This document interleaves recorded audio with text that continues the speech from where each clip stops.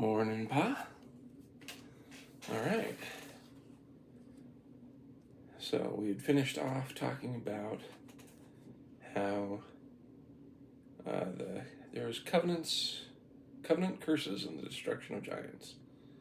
So the covenant curses of if you're not keeping the commandments, you don't get to keep the land, and that the Jaredites had already destroyed themselves because of such things. Right now, we're on to the sword of Joshua.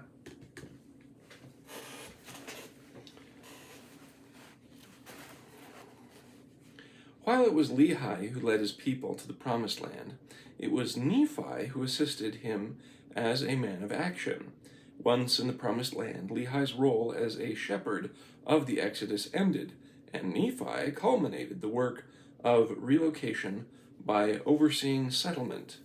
As a spy and designated leader of the group under Lehi, Nephi's efforts paralleled those of Joshua. The most prominent of the spies Moses sent into Canaan, who later became Moses' second in command. This Nephi-Joshua parallel bears further exploration. Joshua was one of the leading figures in the conquest, from the initial scouting mission through the Israelites' successful rout of the giants and Canaanites. Under Moses' prophetic direction, he served as Israel's military commander and was second only to Moses in political authority during the former's lifetime. Since Moses had been forbidden by God to enter the Promised Land, it was Joshua who succeeded him and oversaw the Israelites' wars of conquest and eventual settlement of the land. Throughout these war narratives, Joshua's sword is featured prominently as the Hebrew Bible again and again declares what Joshua accomplished with the edge of the sword. By the sword's edge, he discomforted Amalek. That's Exodus 17:13. And he utterly destroyed Makkedah and all the souls therein, and let none remain. That's Joshua 10:28. As also Libnah, verse 30, Lachish, verse 32, Eglon, verse 35, Hebron, verse 37, and Debir, verse 39. By his sword and those of the host under his command, he also smote Hazor, utterly destroying it, so there were not any left to breathe, as Moses, the servant of the Lord, commanded. That's chapter 11, verses 10 through 12. Joshua's sword was thus both the conquest's literal leading edge and one of its chief symbols. The sword of Laban as the sword of the conquest. It is thus significant that Francis Gladden Bishop, while in Martin Harris's Confidence, identified Nephi's sword as not only the sword of Joseph forged in Egypt, but also the sword of Joshua, by which he led the work of the conquest. As we saw in chapter 7, Bishop offered the following ancient providence of the sword of Laban. Quote, "The history of this sword is as follows. It was caused to be made by Joseph of old in Egypt by the direction of God, and was in the hand of Joshua when he led the house of Israel to the land of Canaan. And after him it came down in the lineage of Joseph to Laban." That quote can be found from Gladden Bishop, a proclamation from the Lord to his people scattered throughout all the earth. This identification of Nephi's sword as the sword of Joshua befits Nephi's crucial role, echoing that of Joshua over his people's settlement of their new promised land. Wielding a sword that was simultaneously that of Joseph, Joshua, and Laban was ideal for establishing Nephi as the heir of Joseph, possessor of the new promised land, and rightful king over the land's 7 tribes. The providence narrative that Nephi's sword was forged by Joseph and handed down through Joshua to Laban implies that Joshua, and therefore Laban, should be understood as inheritors of Jacob's birthright, passed down through Jacob's birthright, son Sorry, let me reread that. The providence narrative that Nephi's sword was forged by Joseph and handed down through Joshua to Laban implies that Joshua, and therefore Laban, should be understood as inheritors of Jacob's birthright, passed down through Jacob's birthright son, Joseph, and his birthright son, Ephraim, in inheriting through divinely authorized expropriation the sword that has been passed down as part of the birthright of Joseph, and thus Jacob as well. Nephi could claim the privilege of that birthright. Joseph Smith similarly would have been the inheritor of that birthright, as he inherited the sword, plates, and other relics from the fallen Nephites. But from whence did Bishop derive the identifications of Nephi's sword with Joshua's? We have seen that Bishop was in Martin Harris's confidence regarding the lost manuscript. If Martin informed Bishop that Laban's sword had been forged at the behest of Joseph of Egypt, it seems likely that Bishop is also correct in conveying information from Martin that the sword has descended from Joseph to Joshua. Footnote: while what is important here is that the Nephites understood Laban's sword to descend from Joseph, it's not that the sword literally did so. It is not unheard of for ancient swords to have been preserved intact across millennia. The Frankish sword of Joyus, the Japanese seven-branched sword, the Chinese Gaojian, and scores of Viking Ulfbert swords have lasted longer than the time that they would have elapsed between Joseph and Nephi, given the Biblical and Book of Mormon chronologies. Further supporting Bishop's account, Joshua's reported inheritance of a sword forged by Joseph in Egypt also coheres with the narratives given about each of these men in the Latter-day Saint canon. The biblical text itself offers a plausible context for the narrative of Joshua inheriting Joseph's sword, since it identifies Joshua as Joseph's descendant through his birthright son Ephraim. That's Numbers 13, 8, and 16. Furthermore, other elements of the biblical Joseph narrative, particularly as extended in the brass plates account of Joseph in the Book of Mormon, give the Josephite providence for Joshua's sword more than plausibility by providing it with a compelling narrative logic. According to this narrative, Joseph forged the sword by which his descendant, Joshua, would lead the conquest because Joseph foresaw the Exodus, the conquest, and Joshua's leading role in both. In the Hebrew Bible, Joseph foresees and prophesies the Exodus and conquest and makes preparations for them, and Moses and Joshua follow up on Joseph's intentions for these events. The Book of Mormon enhances this narrative by presenting expanded brass plate prophecies of Joseph, in which he also foreknows major figures of the Exodus and conquest and receives promises from God about these events. Finally, in Joseph Smith's prophetic expansion of Genesis, Joseph of Egypt further prophesies additional figures of the Exodus conquest cycle, identifies one of the sacred relics to be used by Moses during the Exodus, predicts Lehi's Exodus, and reinforces preparation for his own remains to be carried to the Promised Land by Moses and buried there by Joshua.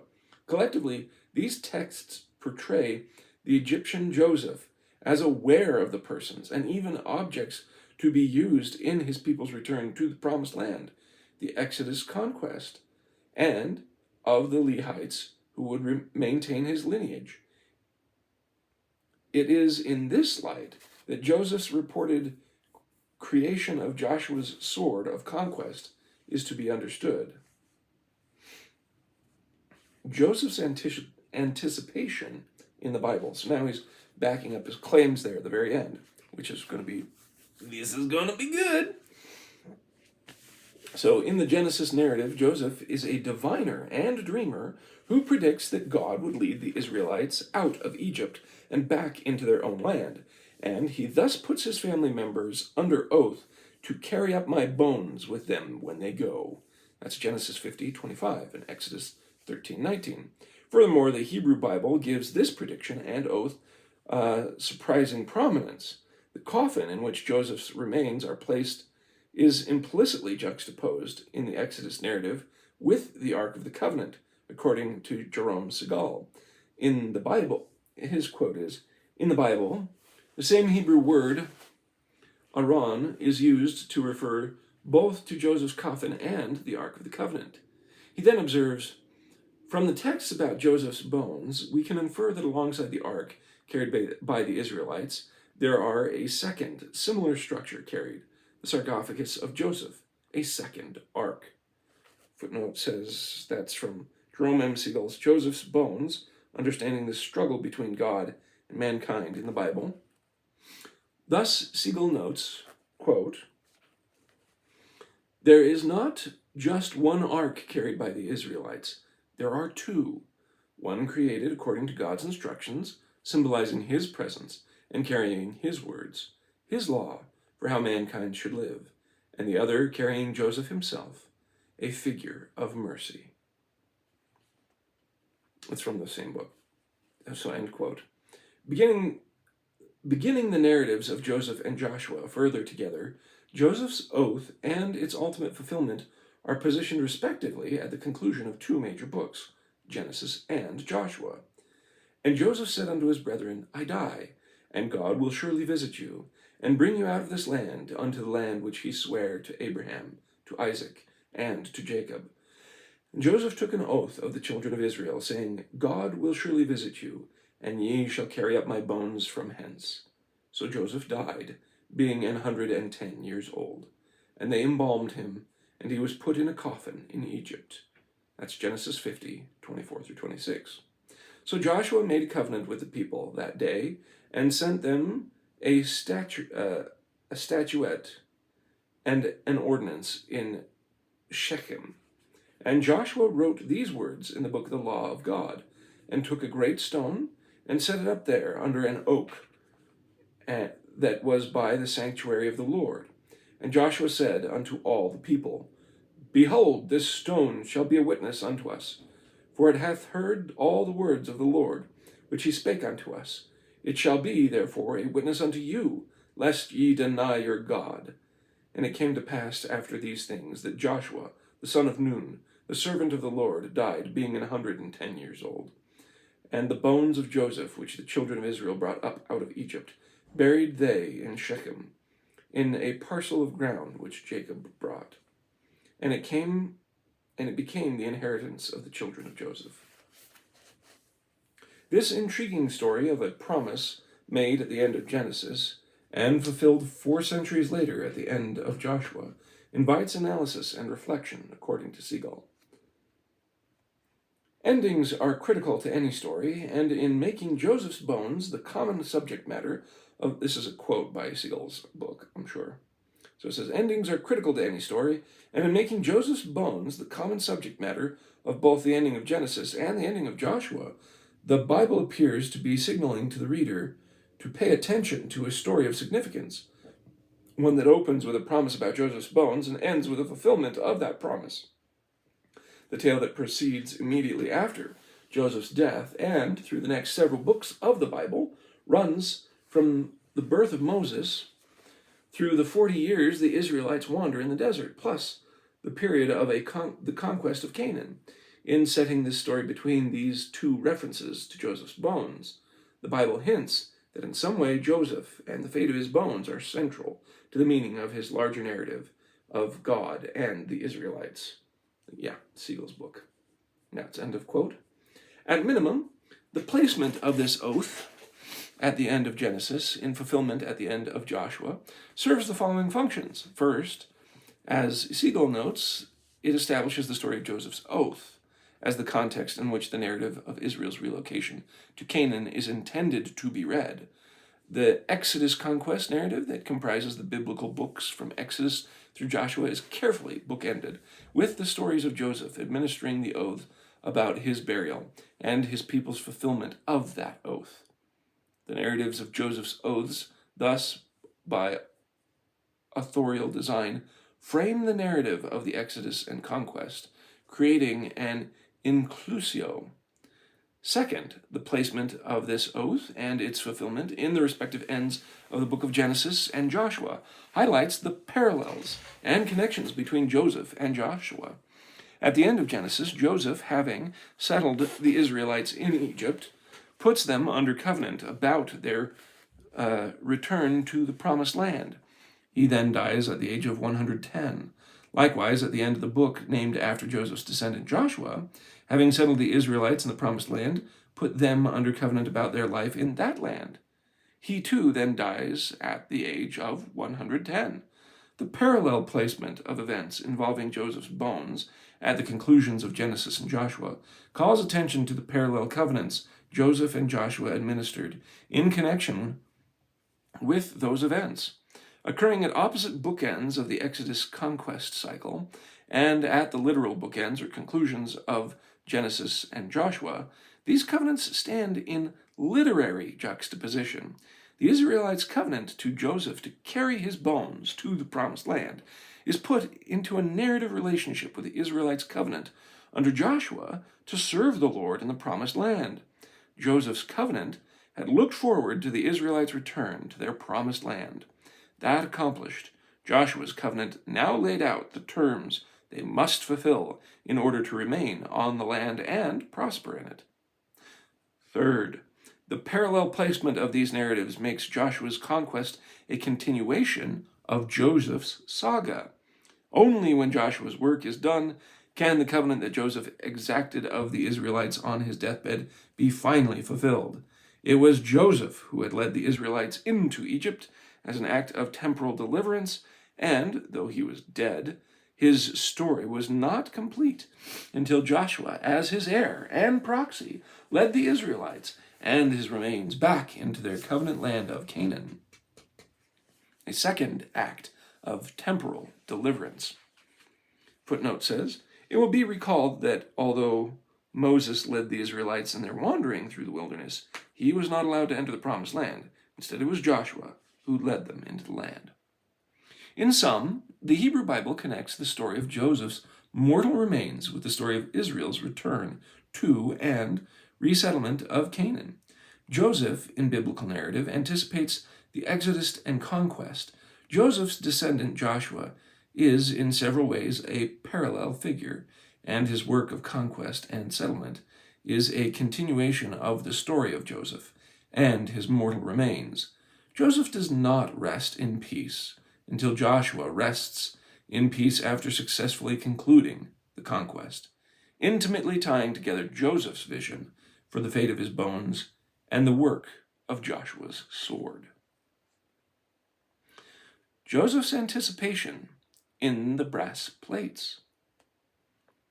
The Book of Mormon and Joseph Smith's prophetic revision of Genesis greatly expand the narrative of Joseph's covenant deathbed prophecies and post-mortem legacy by enlarging the story of Joseph's death and providing an epilogue to the burial of his bones. While nearing his own death in his own promised land, Lehi tells his son Joseph about prophecies made by his son's namesake that he had discovered in the brass plates. Quote, "For behold, thou art the fruit of my loins, and I am a descendant of Joseph, who was carried captive into Egypt, and great were the covenants of the Lord, which he made unto Joseph. Yea, thus prophesied Joseph, I am sure of this thing, even as I am sure of the promise of Moses. For the Lord hath said unto me, I will preserve thy seed forever. And the Lord hath said, I will raise up a Moses, and will give power unto him in a rod, and I will give him judgment unto him in writing. Yet I will not loose his tongue, that he shall speak much, for I will not make him mighty in speaking. But I will write unto him my law by the finger of mine own hand, and I will make a spokesman for him." That's 2 Nephi 3, 4, and also verses 16 through 17. The theme of covenant, prominent in Joseph's story at the end of Genesis, is further elaborated here. In the Genesis account,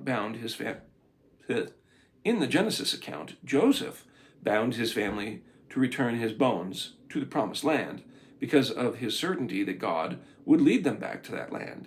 In the brass plates, Joseph's certainty is given a divine grounding. He put the Israelites under covenant to take him back to the promised land because he had received a covenant that God would lead them back to that land. Great were the covenants of the Lord which he made unto Joseph, says Lehi. And among the covenant promises Joseph received was the promise of Moses and the Exodus. That's 2 Nephi 3, verses 4 and 16, as was quoted. Joseph Smith's prophetic expression of the Bible places Joseph's detailed prophecies of the Exodus firmly in the context of the deathbed scene in Genesis 50. Here, Joseph's prophecies of Israel's deliverance from bondage through Moses immediately after he acknowledges his imminent death from his familiar I die, Joseph's words in the expanded text continue. Quote, and this is Joseph Smith's Genesis. And go unto my fathers, and I go down to my grave with joy. The God of my father Jacob be with you, to deliver you out of affliction in the days of your bondage. For the Lord hath visited me, and I have obtained a promise of the Lord, that out of the fruit of my loins the Lord God will raise up a righteous branch out of my loins, and unto thee, whom my father Jacob hath named Israel, a prophet. And thus, and this prophet shall deliver my people out of Egypt in the days of thy bondage. That's Joseph Smith's Genesis, chapter 50-24. Joseph Smith's revised Genesis also adds greater detail to the biblical Joseph prophecies of the Exodus and strengthens the link between the Lord's covenants with Joseph and the covenant Joseph exacts from his family. Quote, and the Lord sware unto Joseph that he would preserve his seed forever, saying, I will raise up Moses, and a rod shall be in his hand, and he shall gather together my people, and he shall lead them as a flock, and he shall smite the waters of the Red Sea with his rod, and I will make a spokesman for him, and his name shall be called Aaron, and it shall be done unto thee in the last days also, even as I have sworn. Therefore Joseph said unto his brethren, God will surely visit you, and bring you out of this land, unto the land which he sware unto Abraham, and unto Isaac, and to Jacob, and Joseph took an oath of the children of Israel, saying unto them, God will surely visit you, and ye shall carry up my bones from hence. Joseph Smith Genesis, chapter 50, verses 34-37. Sorry, I'm just thinking of something here too. So if Joseph knew even the names of Moses and Aaron, I find that really interesting because I'm trying to remember, if I remember right, Moses was named by Pharaoh's daughter because he was found among the reeds. I'll need to remember that right. I'll need to go back and check on that. So that's, I'm wondering if, you know how, I just wonder how many people in Israel would try and name their children after these biblical prophecies in hopes that maybe they're the children that will be raised up. Because like Aaron, maybe these are fairly common names, and so it's like, well, you know, maybe it's like, as I'm remembering Disney's Hercules, remember the other time when all the boys were named Jason and the girls were named Brittany? So anyways, you know, you go through phases of very popular names. I wonder if during this time, like, certain biblical names, because of prophecies, basically I'm trying to think about, would a prophecy make it more likely that more children are named after these hopefully prophetic figures, or would it make it less so because people hold those names in high regard? You see what I mean? So I was just thinking about that as I was reading these, how these were being fulfilled, because that makes me wonder, do people try to fulfill prophecy by naming their children after these things, or would they try and avoid it because they think of it as sacred, and so that's why it's still a miraculous thing? So, the oath God swore to Joseph became the basis on which Joseph asked his family to swear an oath to him. Joseph's confidence in the future thus rested on covenants made to him by both God and his people. The Hebrew Bible, we have seen, takes some pains to emphasize that the Israelites fulfilled the covenant they had made with Joseph. In Joseph Smith's prophetic expansion of Genesis, this theme is stressed still more, explaining that the Israelites never buried Joseph's body but kept it ready to be carried to the promised land. Quote, "So Joseph died when he was 110 years old, and they embalmed him, and they put him in a coffin in Egypt, and he was kept from burial by the children of Israel, that he might be carried up and laid in the sepulchre with his father. And thus they remembered the oath which they swear unto him." Joseph Smith, Genesis chapter 50, verse 38. Extending themes present in the Hebrew Bible, Latter-day Saint scripture emphasizes the fulfillment of the deathbed covenant between Joseph and the Israelites, and they show Joseph anticipating explicitly and in detail the Exodus and conquest, the events by which God would fulfill his covenant to Joseph, and that the Israelites would again live in their promised land. Joseph foresees Joshua.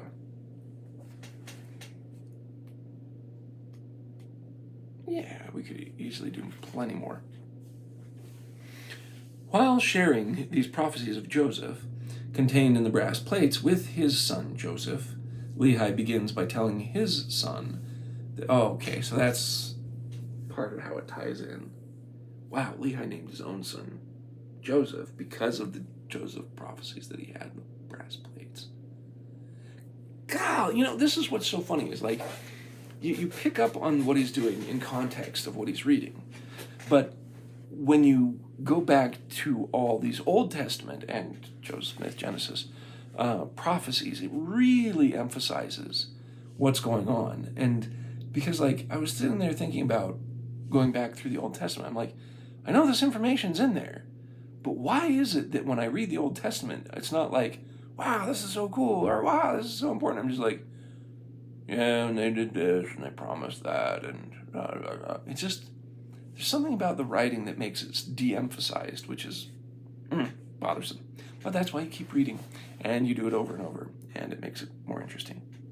Okay, so while sharing the prophecies of Joseph contained in the brass plates with his son Joseph, Lehi begins by telling his son that great were the covenants of the Lord which he made unto Joseph of Egypt, which is the repeating phrase, and describes Joseph as a seer who could foresee his descendants thousands of years in the future, namely Lehi, Nephi's brother Joseph, and even the latter-day Joseph Smith and his scribe Oliver Cowdery.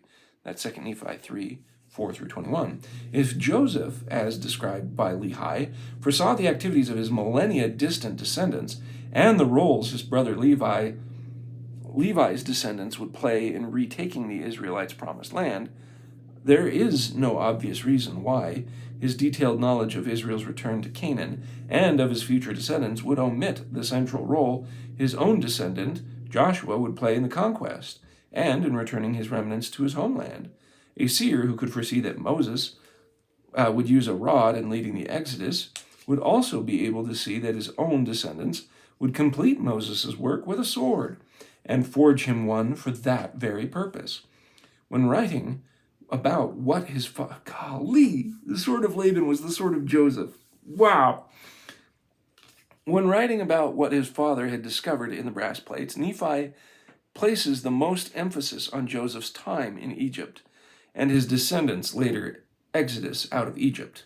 Quote, "And after they had given thanks unto God of Israel, my father Lehi took the records which were engraven upon the plates of brass, and he did search them from the beginning, and beheld that they did contain the 5 books of Moses, which gave an account of the creation of the world, and also of Adam and Eve, who were our first parents, and also a record of the Jews from the beginning, even down to the commencement of the reign of Zedekiah, king of Judah, and also of the prophecies of the holy prophets, from the beginning, even down to the commencement of the reign of Zedekiah, and also many prophecies which have been spoken by the mouth of Jeremiah.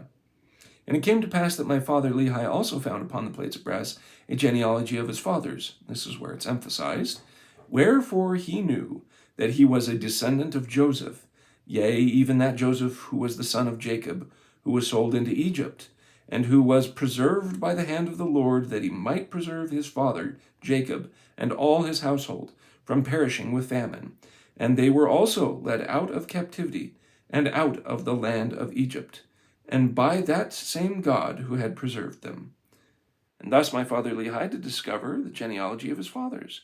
And Laban also was a descendant of Joseph, wherefore he and his fathers had kept the records. That's 1 Nephi chapter 5, 10 through 16. Just as the Book of Mormon reports that Joseph received many covenant promises from God regarding his seed without enumerating those promises, Joseph Smith's expanded Genesis indicates that the patriarch knew much more about the events he prophesied than is recorded there or in the Book of Mormon. When Joseph told his family about how God would bring their descendants back to the land which he sware unto Abraham, unto Isaac, and to Jacob, he also confirmed many other things unto them that are not detailed in that account. It's Joseph Smith's translations, Genesis 50:37. Using the account of Joseph of Egypt in the published Book of Mormon and Francis Gladden Bishop's synergistic account, we can posit the likelihood that the lost manuscript recounted one such detail not included in the scriptural canon, a story explaining the origin of Laban's sword. In this story, Joseph, foreseeing the conquest of Joshua's role in it, instructed that the sword be forged for Joshua, with which he would lead the Israelites into battle.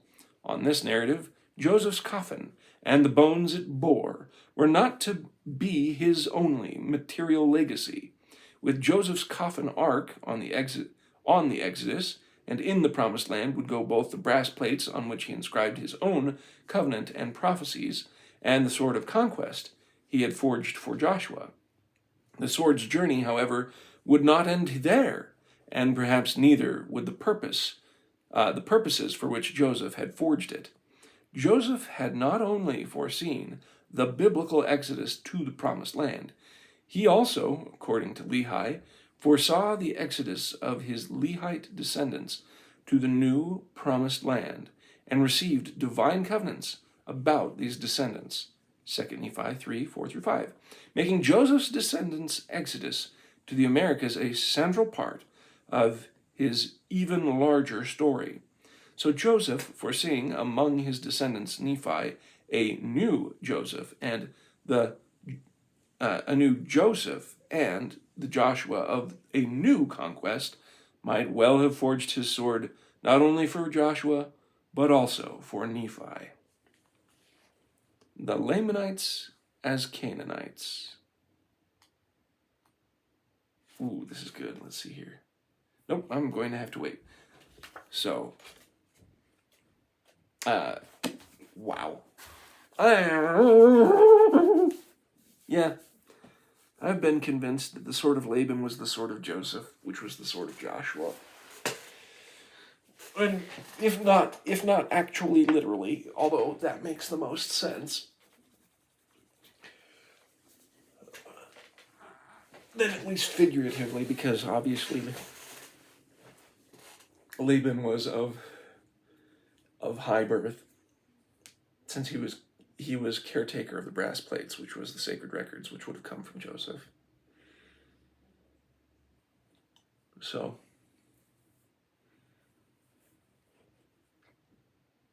if it's not the original for some actual reason, I don't know. The only way I could see it not being the original is if, at some point, descendants of Joseph decided to make copies of the sword of Joshua. But that still makes the original the most important.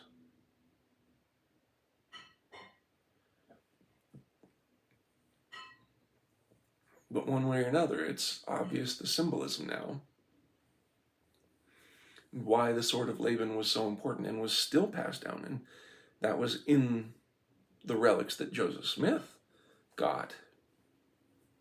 That's really, really important.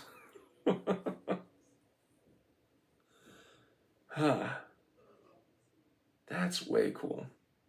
Sorry, I'm just musing over that, and I'm just thinking about how, again, there's so many ties to these things, and these personal symbologies can help guide us in our own lives to be more covenant keepers, people that have faith in God, people to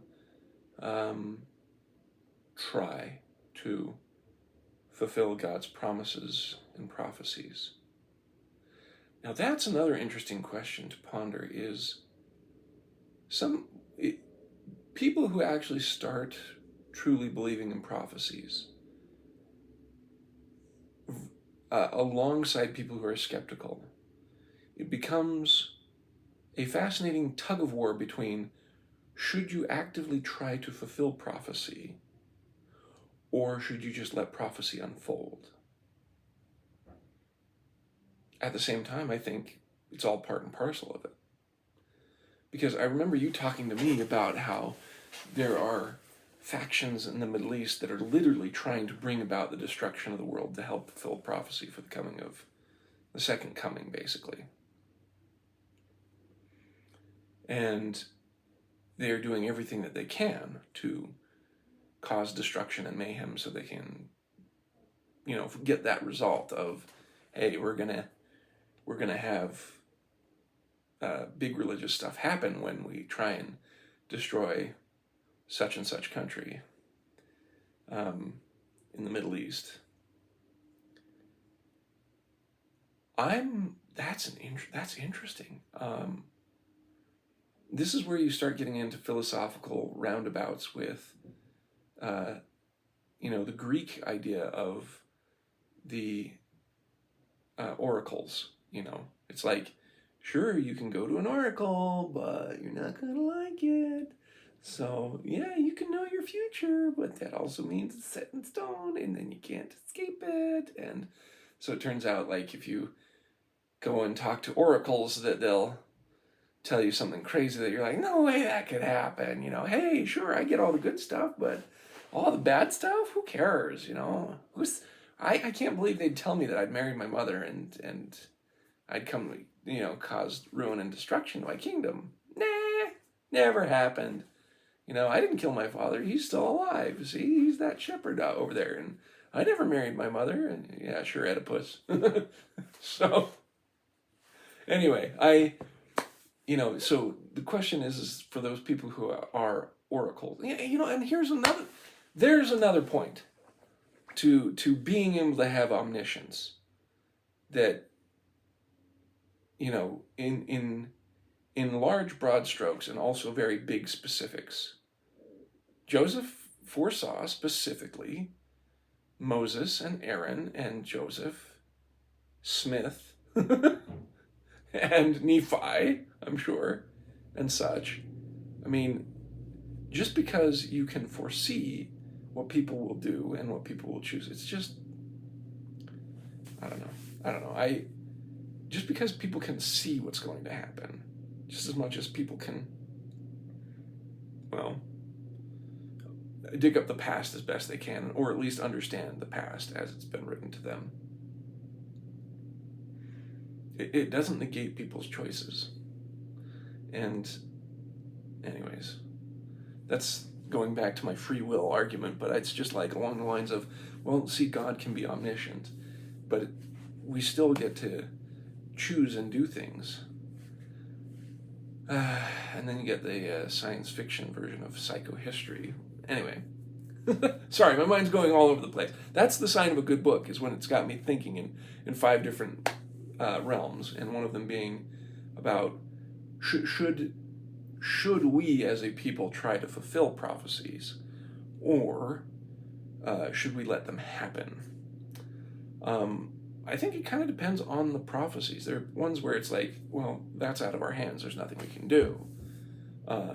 We have no idea the specific time when Jesus Christ is coming. But I have a sneaky suspicion it will be in the spring. What year? No idea. But we can know the season thereof because it's like, there's a lot of stuff that seems to be going on that might indicate that we're getting close. but not yet. You know, I think it's going to be in the spring just because if he's following these patterns of his festivals. But I don't know the festivals well enough. There might be one, maybe it'll be in fall. But then you've got, so those are prophecies that are out of our hands. But then there are ones that are like, well, wait, why don't we go and do that? Why don't we go and fulfill it? Because if I remember right, in different readings, Joseph Smith had prophecies about the saints going to the Rocky Mountains, and that was long.